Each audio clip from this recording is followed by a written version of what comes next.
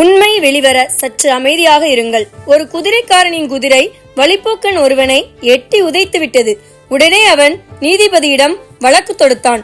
குதிரைக்காரனின் குதிரை தன்னை உதைத்து விட்டதாகவும் அதற்கு நஷ்டஈடு பெற்று தருமாறும் வழிப்போக்கன் நீதிபதியிடம் கேட்டான். நீதிபதி குதிரைக்காரனிடம் உன் குதிரை இவனை உதைத்தது உண்மையா என்று கேட்டார்.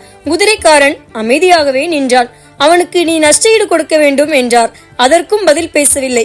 இன்னும் பல கேள்விகள் நீதிபதி கேட்க எதற்குமே பதில் பேசாமல் அமைதியாக இருந்தான் குதிரைக்காரன். நீ என்ன ஊமையா என்று கேட்டார். உடனே வழிப்போக்கன் உன் குதிரை வாளை நான் இழுத்து கேலி செய்யும் போது மட்டும் உரத்த சத்தத்துடன் அதை இழுக்காதே, இழுத்தால் உன்னை உதைத்துவிடும் என்றாய், இப்போது ஏன் ஊமையை போல் நடிக்கிறாய் என்றான். நீதிபதிக்கு உண்மை புரிந்தது. வழிப்போக்கனிடம் நஷ்டஈடை வாங்கி குதிரைக்காரனுக்கு கொடுத்தார். ஆம் நண்பர்களே, உங்களையும் யாராவது பொய்யாக பழி சொல்லும் போது சற்று அமைதியாக இருங்கள். பொய் பேசுபவர்களுக்கு பொறுமை இருக்காது. உங்களது உண்மையும் வெளிவரும், நீங்களும் பயனடைவீர்கள்.